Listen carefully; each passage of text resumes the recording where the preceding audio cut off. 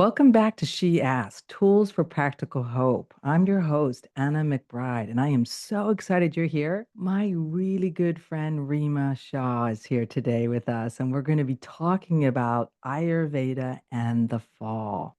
But we're going to actually start with a story. So I'm going to turn it over to you, Rima, where you can share your Ayurvedic story with us. Tell us Mm. more. Welcome. Thank you so much, Anna. I'm so excited to be on She Asked with you, my dear friend, longtime friend. And I love your love of storytelling. I think it's a good way to set the stage. So I want you all to picture 1978 India. I want to give you a little bit of a picture of how this has just been such a part of my life with my family. So 1978 India, I was a little girl.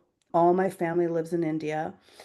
At that time, every place in India was a little village. And when little village, there was dirt roads, no cars. All my family members drove scooters, so it was very common to see 4 or 5 family members on one scooter. There was a lot of elephants, cows, and camels on the streets. My grandparents' house had jalis, and jalis are carved wooden windows because in India, it's a subtropical country. It's a very agrarian. It's very much living with nature, so much so that it's not cold weather and people pretty much lived in open air homes. And one of my favorite memories was going to my grandparents' house. Their house was called Bakul. The houses had names there because everything was sacred, including the home. And one of my favorite memories was sitting on the bench in the hallway. The front door was always open because that's really how India was. And my grandmother would sit me down and she would oil my curly, wild mane of hair and we would watch the camel, the cows, the elephants walk by, and she would oil it and she would talk to me and she would tell me stories. And then she would, after oiling it, she would put it in such a tight braid and it would be so slick. And that was the ritual. And it was just such a part of my life, like the oiling of the hair, the sacred space, the fact that the animals were all around us. And every day the guy with the mule cart would come and bring the local vegetables. So every single day you had a relationship with the food that was being grown around you. And there was no modernization. Many times we wouldn't have electricity. Many times electricity would come on for a little time and would go off. But the one thing that I truly remember of all those years being at my grandparents' house is how everything had sacred rhythm. So I think that was a good story to start off with because I talk a lot about how my family, my grandparents are my first teachers, but I really wanted to take you back almost 45 years ago to truly what that meant and what that time was like because Ayurveda was used in every household back then. Yeah. What a great story. I could just picture you with your grandmother and the animals. It's like you're in the jungle Yeah. and that it was just all around, right? Finding that rhythm is what I have learned from you as to really what is at the heart of Ayurveda. How do we relate to the seasons, to the world, right? So I really appreciated hearing your connection with your grandmother and how that's really been a big part of why Ayurveda is so important to you. So we're going to be entering into fall soon. And I wanted to get a little idea from you as to what fall means when we're talking about Ayurveda. Wonderful. So, Anna, a good thing to bring up is that the ancient sages truly understood that the transition between the seasons was Mm. extremely vulnerable. It was called Ritu Sandhi. Ritu Ritu means Sandhi. time, and Sandhi means transition. Okay. And if we could just look at ourselves, we're both in North America right now, but we can see if we look outside right now, it is vulnerable because summer is waning and fall is coming. So we Okay. might experience things like really windy afternoon, like extremely windy, which a month ago we wouldn't have had experienced because we would have been in more of that warmth, humidity type of season. The So heat of the this summer. time is vulnerable. And when the nature outside is vulnerable, we are vulnerable. We are more vulnerable to imbalance, to feeling dis-ease, to getting symptoms pop up that you didn't experience. So the ancients clearly understood that really taking time between the seasons to get back to your routines was going to make the transition so much easier. Okay. So in a previous episode, I speak to the different parts of the basics of Ayurveda. However, before we go further with fall, let's talk a bit about Ayurveda, the seasons in terms of what the doshas are, right? And how they're affected. And even let's break down what these meanings are because it matters to give us some foundation to talk about Absolutely. them. Yeah. The thing that I always remind people is that Ayurveda can get very complex, but in the essence of everything we talk about is the simplicity of the elements: earth, water, fire, air, and ether. Those five elements have inherent qualities to them. Like we can say that earth is heavy. If we stand next to a mountain, we can say that this is heavy. Water, we can swim in it, we can bathe in it, so there's a softness to it, but it's inherently cold. It's always cold. We're actually using techniques to warm up water. Mm. So we start to really put emphasis on the qualities. And when we do that, we can understand the three doshas, Vata, Pitta, Kapha. We can understand how the doshas affect the seasons. Pretty much everything could be related to the five elements and all the gunas. So let's start with spring because spring is rebirth, it's renewal, it's the beginning of the zodiac sign. So that is springtime in North America.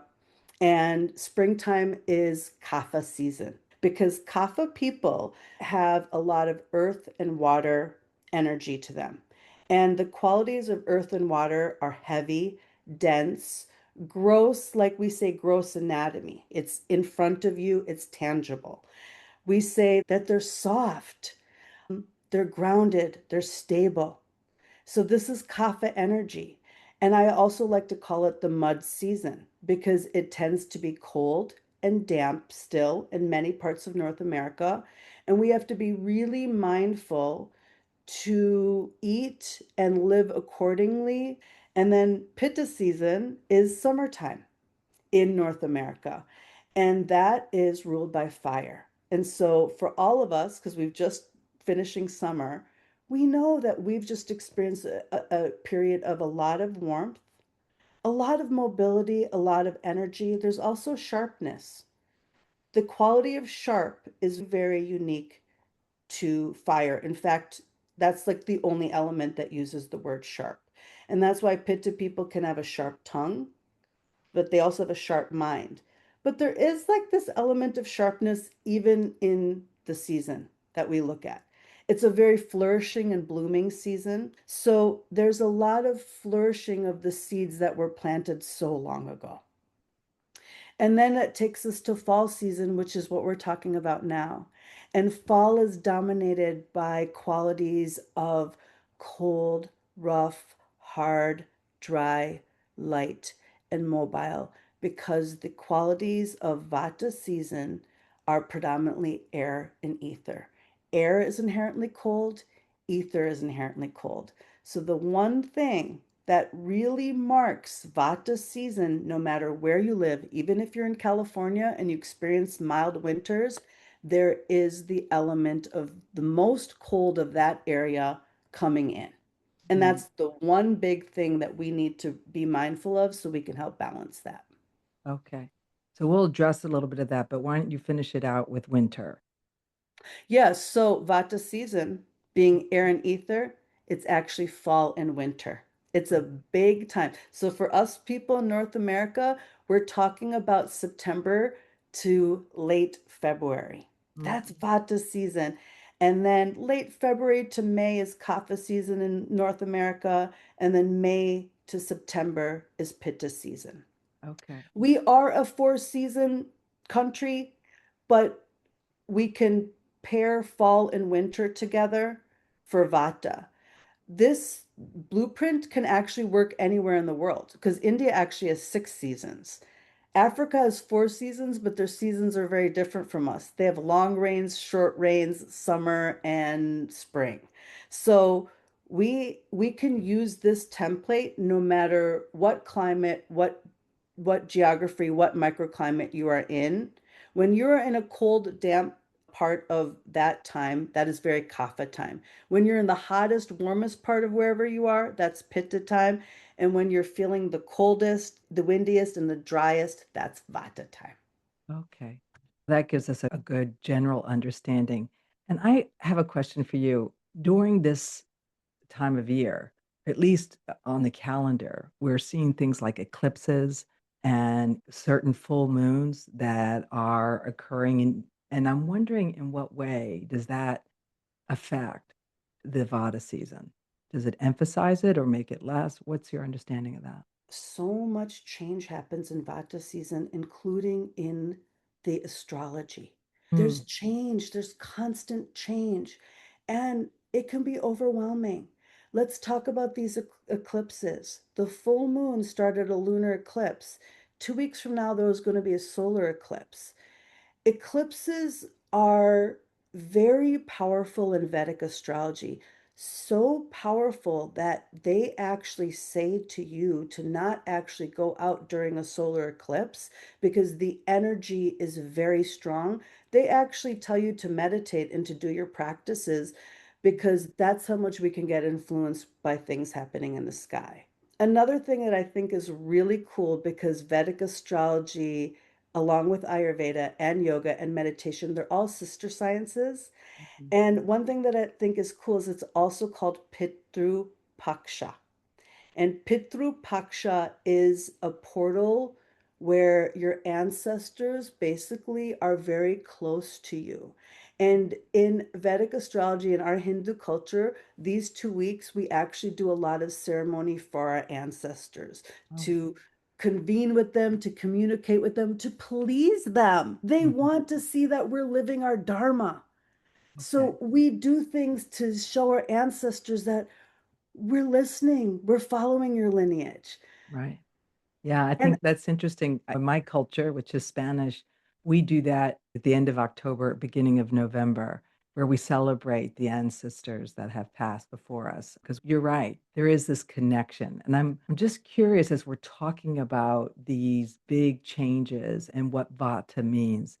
Share with us from your experience how this affects the mind and the body for yeah, people. so Ayurveda is opposite cures like, by the way. Right. So if you're feeling cold, we use warm therapies. If you're feeling dry, we use moist therapies. Homeopathy, which actually flourished greatly in India also, is like cures like. And that's when you take something like a bee sting and they'll take actually like the venom of a bee and they'll potentize it. Well, they'll take a little drop of the venom and they'll potentize it with drops of water. And then they'll take a drop of that water and potentize it again.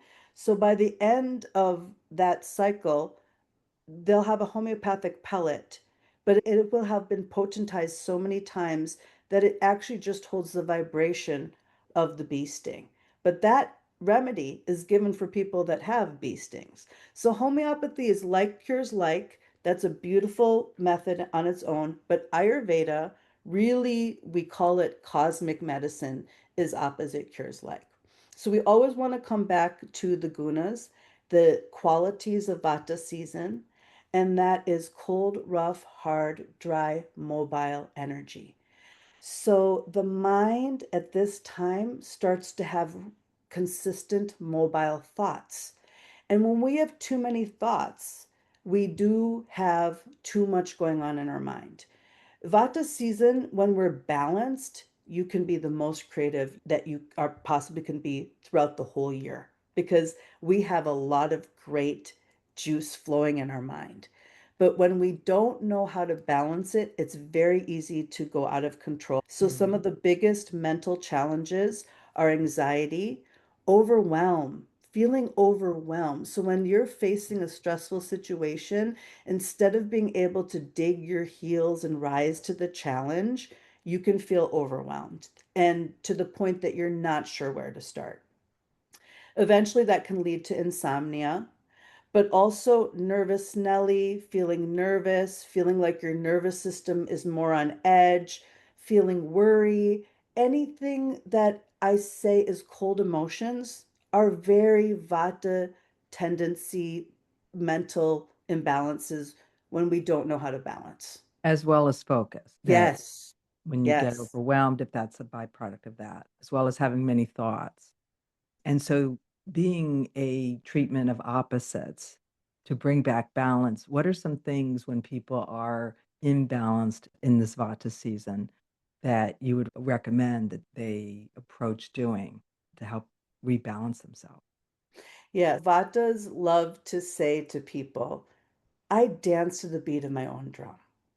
I follow my own path.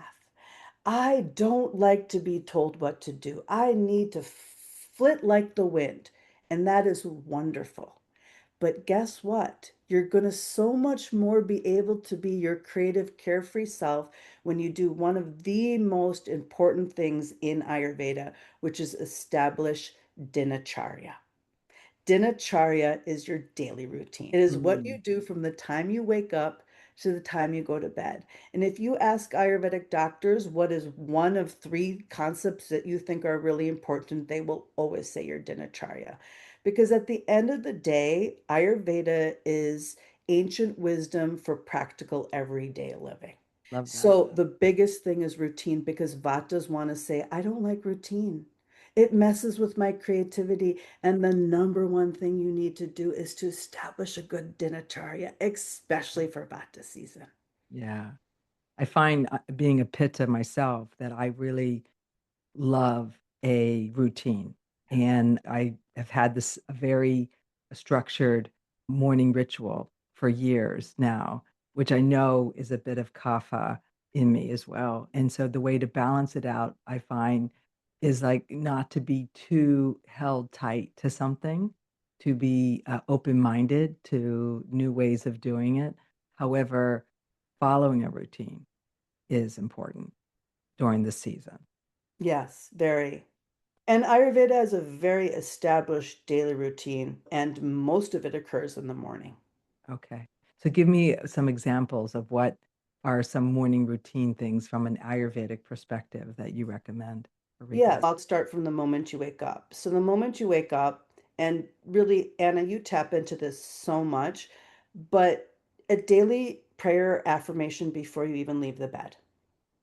You're about to start the day, and every day you're starting a day over and again. So, to make that part of your routine, and many Ayurvedic doctors have said this for a long time, do a body scan, do a prayer, do an affirmation.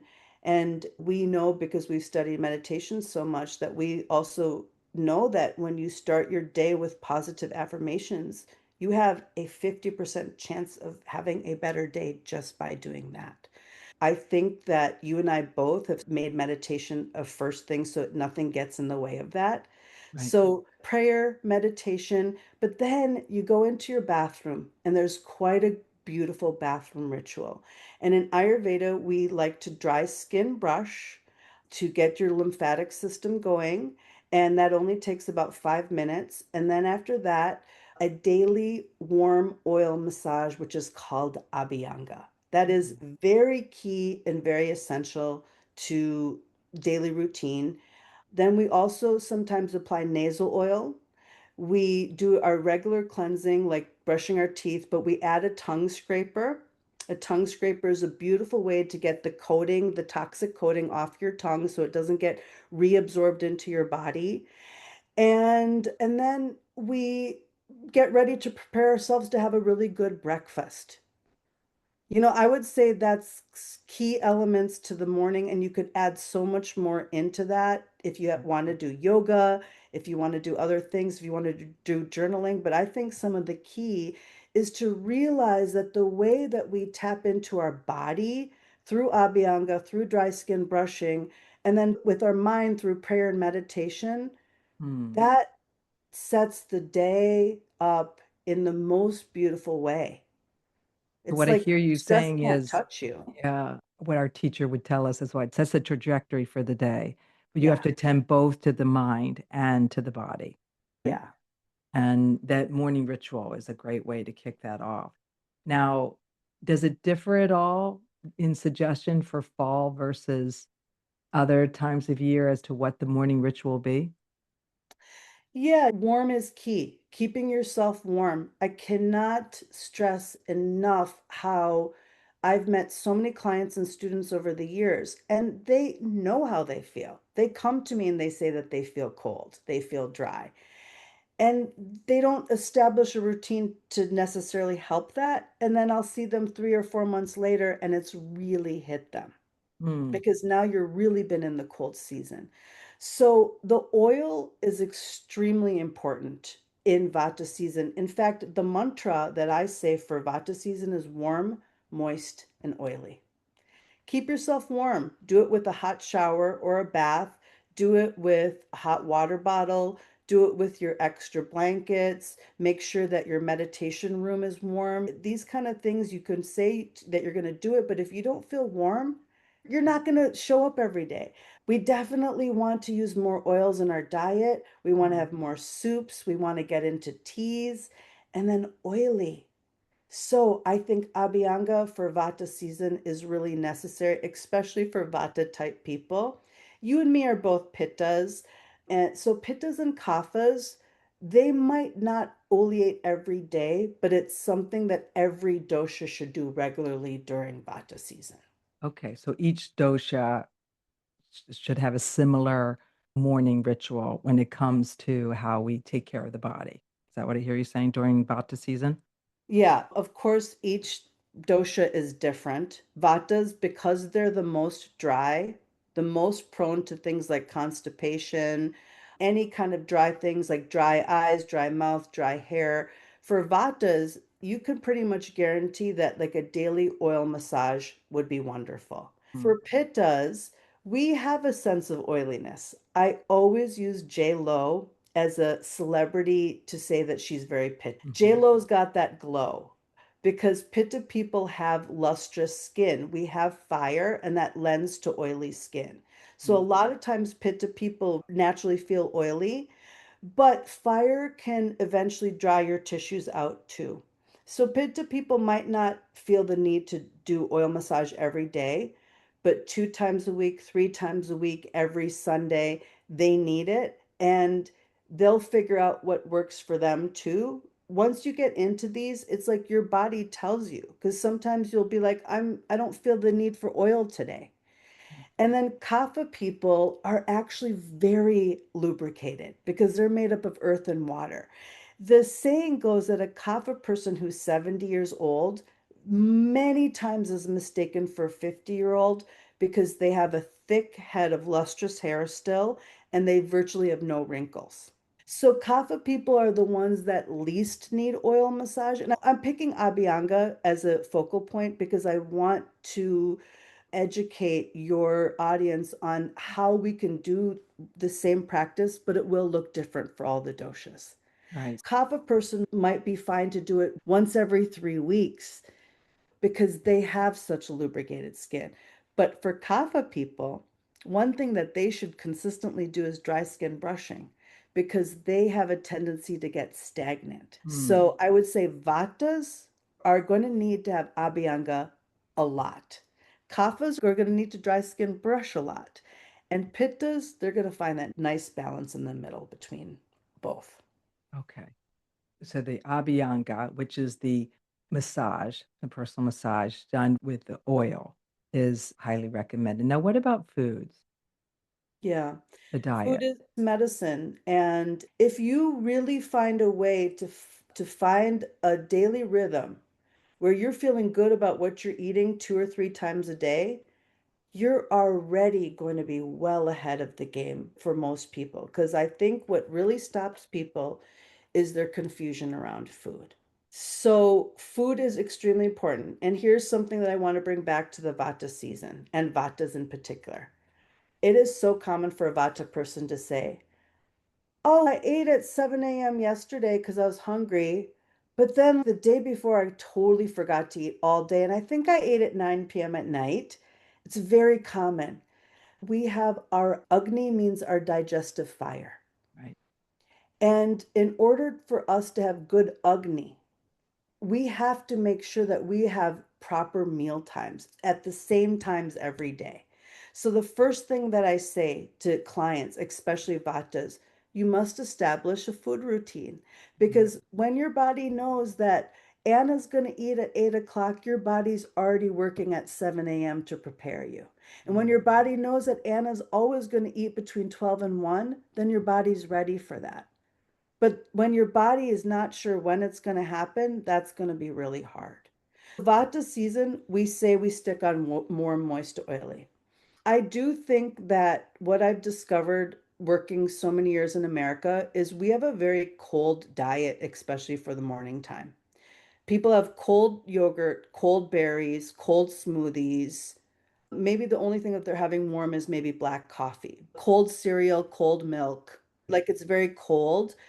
And one thing that's extremely important during Vata season is you need to wake up your Agni. Our physiology is feeling cold. So we want to have a morning routine where we're having some warm foods or cooked foods or some good teas. So our Agni gets to warm up. Because if we follow this sort of diet that I see is very common, avocado toast is another one that's a healthier option, but it's still cold. So I think the number one thing for Vata season is we've got to expand our repertoire and feel okay about some cooked foods in the morning. yeah. I think what's interesting about Ayurveda is that we're learning from Ayurveda to seek balance. Given that we live in North America, and I know that we're not unique in the world, however, we're unique in this, I think. We're moving, moving, moving. I live in New York City, for example, and the world is so fast outside my door. It's a setup for imbalance. And given that it's Vata season, I noticed in myself that I'm really affected by what's right outside my door. Not to mention what I'll watch if I do watch anything that's news related or any TV, right? That social media influence. Then when you couple that with whatever is going on emotionally within my life, I'm a mother of three children, and that expression, you're only as happy as your least happy child, right? I think what I really would like to hear from you is, given that we live in this part of the world, speak a little bit about what Ayurveda, how we would apply it here that might be different in other parts of the world. Ayurveda is one word that I really love in Sanskrit. And by the way, the words that I'm using are Sanskrit. It's one of the oldest languages in the world, and it's based on the sounds from the cosmos. All the Vedas are written in Sanskrit, and so when I'm referring to it, it's really the language of the Vedas, which is the oldest written scriptures on the planet. And one of the Sanskrit words I really love is swastha. Swastha. And swastha means perfect health, Mm, but it also means swastha, to know thyself. mm, So ultimately, whether we're in New York or we're in a beautiful, idyllic farmhouse in the countryside of Vermont, we are here as human beings to know ourselves more. mm, And the essence of Ayurveda is when you know who you are and you take time and every day you keep diving into this because Ayurveda is a lifelong learning tool. So you start to learn more and more about yourself as every year goes by. But when you learn, first of all, are you very fiery? Are you airy? Are you earthy? That's the starting point because once you know that, you stop judging yourself on the symptoms you see yourself having. Instead of saying I'm an airhead, people always say I'm unaccountable. People always say I'm late. Instead of judging yourself, you can have compassion for yourself because you can say to yourself, I'm really Vata. I've got a Mhm. lot of air and ether. And I think that's really the basis. Like, we are all here to have a better quality of life and less stress. And I think we're going to be able to do that using Ayurveda when we feel like we know ourselves more on Mm. an elemental level. Okay. So the stress of the world is mitigated through Ayurveda. First, by getting to know ourselves and really talking about ourselves in terms of nature and how we are really related to nature. You did a great job earlier talking about the different seasons and how the different personalities of the doshas. I was taught that everything that we see outside of ourselves in terms of the five elements live within us, right? We have earth, fire, water, ether, and air, and within us. And I think if we can even get to know ourselves, that our bodies are a reflection of what the cosmos are, right? Then maybe being able to relate to nature more, relate to how it affects us, maybe an antidote perhaps for some of the stress that we're facing now. Do you see that as a possibility? Absolutely. And I think even you and I, just speaking from our own experience, like, I am a Pitta. I could see the fire in me throughout my Mhm. whole life. And the more we grow and the more we use all these tools, not just in Ayurveda, but in every self-help avenue that we've gotten to, I know you and I both have had conversations with our fire self, and Right, we've learned how to use it for our benefit instead of harming. Because for us, Pitta people, we need to know that our fire is strong, it's sharp, it could burn down a village if we're not careful. But if we really use it in a way to our benefit, then that fire brings out the beautiful aspects, like the natural clarity. born, the clarity, the natural born leader, knowing your truth, but not having to declare the righteousness of it. Because Right. one of the things I always say to Pitta people is, do you want to be right or do you want to be peaceful? So I think it empowers you on how to see the higher version of yourself. Okay, that's what Ayurveda does. It helps us Yeah, to seek a better connection to our place in the world. yeah. You Because know, it makes us have control over the way we act instead of judging us mm, for how we act or how our digestion is, or why do I have gas and she doesn't have gas. Like, instead of that judgment and seeing it as like a final thing, like, I guess I'm somebody that has poor digestion and a lot of gas, you start to say, oh, the gas is a lot of air in your body. And that poor digestion probably lends to the fact that I don't meal plan, that I don't think about my day. We can really pinpoint it. And once we start to look at those things and see how we can add more balance into our lives, right. we start to let it empower us versus us judging our flaws that we see. Or, you know what I'm saying? Is Yeah, that making sense? I believe that what I hear you saying is that if we can relate to our connection to nature, really relate to it, we can see it a lot working within us. We can Yes, see where we may be working against it. Instead of making it a problem, there's so many possibilities in terms of how to rebalance ourselves just by looking at the seasons and how we can be more in harmony with the season. absolutely. Yeah. As we start to wrap up here, I wanted to ask you what some of your favorite daily practices are for you in your dosha, as well as your favorite foods this Mm. time of year. Because Vata season, another thing I also want to bring up too, Anna, is that very few people, and you and I have had many discussions about this, very few people are only one dosha, Mm. right? We can say we're Pitta, Vata, Kapha, but most of the planet is dual doshic, meaning you have one primary dosha and one secondary dosha. And maybe that's something we'll talk about in the future because it's also really a beautiful thing to dive into.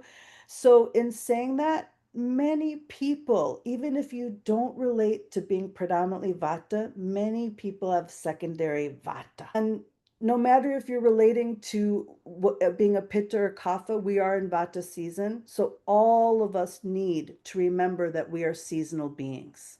We are here to change with the seasons. So none of us should be having the same diet throughout the entire year because the seasons change. We have to change with them. Okay. So how are you changing this time of year? What works best for you? Yeah. So I've got a lot of pit in me, but I get cold. So Mhm. one thing I incorporate in this season is I can't express how amazing Abhyanga is. And I actually have recorded a how-to on Abhyanga too. So if you feel like you ever want that as a resource, we can talk about that. But Abhyanga, warm oil massage, so important. But then do you know what I incorporate this season? I actually take a warm bath in the morning before I start the day because Mm, that really helps me not feel like that cold is entering my bones. So that's a very common practice that I only literally do during Vata season, especially November, December when it gets really cold in Wisconsin. I will do my Abhyanga and then I will just go inside an Epsom salts, magnesium salts bath, and that instead of a shower, and then I'll go and start my day. And I feel like that's helped me a lot with just that feeling of cold that a lot of people get, where you'll see people say, I can't get the cold out of me. So that's one of my favorite daily routines. Another one that I love about the season because it gets so dark in North America, I really love journaling before bedtime because I think it's really important to close the bookends in Vata season because it is very common to feel isolated, lonely, fearful. The dark is deep. It starts to get dark at 4:30. So there's a lot of inner thoughts that we all have. And I think for me, journaling before bedtime, really closing my thoughts is a practice I really bring in for Vata season. okay. I find that what's interesting for me, I'm Pitta Vata myself, and I have to be careful of the technology exposure before bedtime because it will keep me awake later and or it will interrupt my sleep at some point throughout the night. What do you think about that bedtime ritual in besides journaling for people during the season? Is it Sleep more important? hygiene is extremely important. We're facing a time in history that it's now over 90% of the population has sleep issues of one kind or the other. So sleep hygiene is extremely important. And I like to follow the 10-3-2-1 rule. 10 Mm, hours before you want to go to sleep, which for most people, hopefully it's you're winding down between 9 and 10. That's what we want in Ayurveda. So 10 hours before you want to go to sleep, you don't have any more caffeine, which is a reminder to people that they really shouldn't have caffeine after 12 p.m. You really can't because it will affect your sleep. 3 hours before bedtime, make sure I finish my food. And being in menopause, I find this extremely important to me. If I eat late, it affects my sleep. So 3 hours before bedtime, finish your food. 2 hours before bedtime, no distractions. For me, I'm somebody in the community that people come and they want to talk to me. They want my advice. And I cut off phone calls. I'll cut off any distractions. So I won't answer that phone call of a girlfriend that needs to talk about something at 8 o'clock at night. That's really important, especially during Vata season for me. And then 1 hour before bed, absolutely no phone at all. okay. So 10 hours, no caffeine, 3 hours, no food, 2 hours, no distractions, which is a great time to get into journaling or reading or an evening bath or Mhm. whatever. And then 1 hour, no phone. Okay. That's a great process for a bedtime ritual. Now, what about your favorite foods? What are your favorite foods that you go to during this season?